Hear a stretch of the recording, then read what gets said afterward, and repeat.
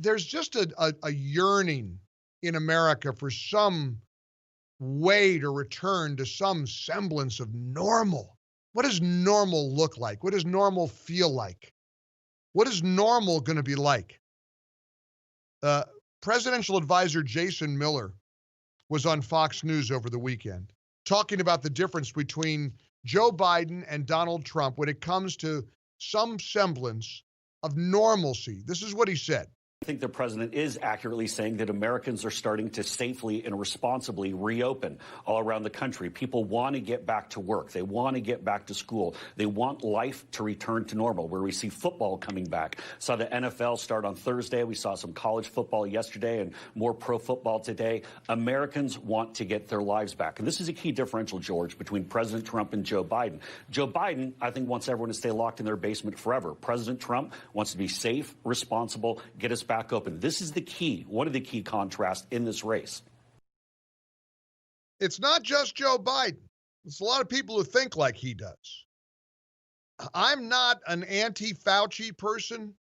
I think a lot of these health experts are trying to figure out how to navigate all of this. They're sort of making it up as they go. Did you hear what Fauci said to MSNBC over the weekend? Listen to this. And I said what I've been saying all along, that I believe that we will have a vaccine that will be available by the end of this year, the beginning of next year. But by the time you mobilize the distribution of the vaccinations and you get the majority or more of the population vaccinated and protected, that's likely not going to happen till the mid or end of 2021. So in direct response to that person's question, I said, if you're talking about getting back to a degree of normality which resembles where we were prior to COVID, it's going to be well into 2021, maybe even towards the end of 2021. Wow. Now, I debated internally whether to play that clip or not, because I know how despondent, how depressed, how much despair Fauci is engendering with that comment. I thought about a buddy of mine last night who refused to watch the Dallas Cowboys play football. And I admit I watched some NFL yesterday because I, like you, want some sliver of normal. It's not normal to see players take a knee during the national anthem. And for me, a personal decision was I'm not going to let them prevent me from having a little bit of entertainment in that venue. Friend of mine, Mark Davis in Dallas, one knee, I'm out. He's a big Cowboys fan. Tackle Dontari Poe became the first Dallas Cowboys player to kneel during the national anthem last night on the big NBC Sunday night football game. Mark was out. And I respect that. I respect people who take a stand. And I respect people who also say, I'm not going to let them deprive me of getting a little bit of enjoyment in my life. NFL is in place to provide us entertainment. They're not solving any problems. They're not going to fix anything. They play football. And if you ascribe a great deal of social significance to men who run with a football, knock yourself out. That's okay. But ultimately, we need to start getting back to a sense of normal, whatever normal is.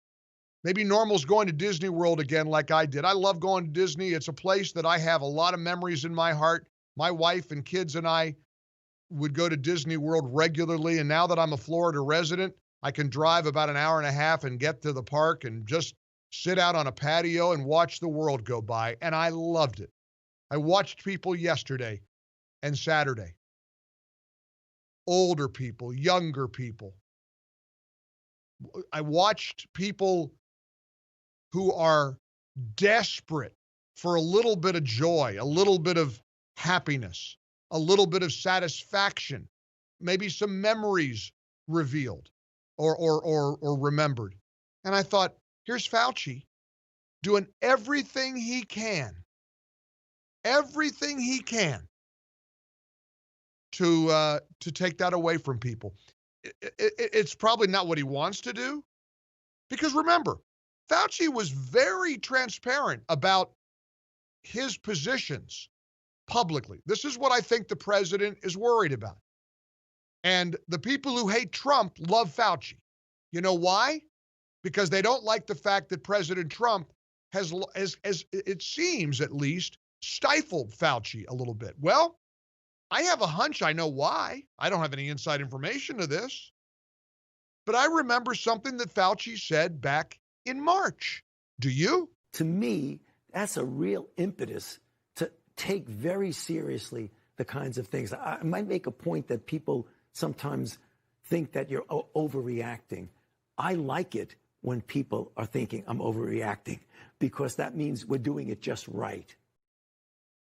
That's so important to remember. Dr. Fauci believes in overreacting, and if he's overreacting, that means I'm doing it just right, he said. Can't play that enough. That was in March. That was when this nightmare, really, February, March began. Let's remind, again, got to play that again. This is, of course, from CNN. To me, that's a real impetus to take very seriously the kinds of things. I might make a point that people sometimes think that you're overreacting. I like it when people are thinking I'm overreacting, because that means we're doing it just right. So if you heard Fauci's comments Friday that he suspects that we won't be really getting back to normal until possibly the end of next year, please take heart, because this guy has been wrong before. Please don't let Dr. Fauci discourage you from trying to live your life safely, responsibly, respectfully. You want to watch a little bit of football? I don't think that should be taken from you. If you decide not to watch football because you are so outraged at a football player taking a knee during the national anthem, not only do I respect that, I defend that, and I understand it, and I appreciate it. If you don't want to participate in the activities that used to give you some joy because they've taken that from us, I get it. Totally understand it.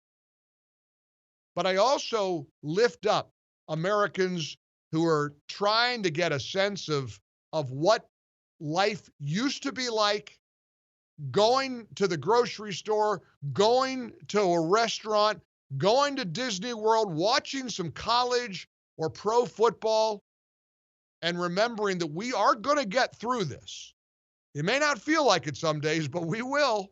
We're in the ReliefFactor.com studios. It is a Monday, September 14th episode of the Mike Gallagher Show. Welcome in. I'm glad you're here. Our number is 1-800-655-MIKE. Feel free to join us, 800-655-6453. If you're a new listener to the Mike Gallagher Show, we got a lot of new listeners, and I welcome you in. We do things a little bit differently around here. We don't have the same old boring authors or guests that everybody wants to have on and make all the rounds. To me, I'm always stimulated by you. I'm always inspired by you. The stars of this show, you, at 1-800-655-MIKE. I hope you join us.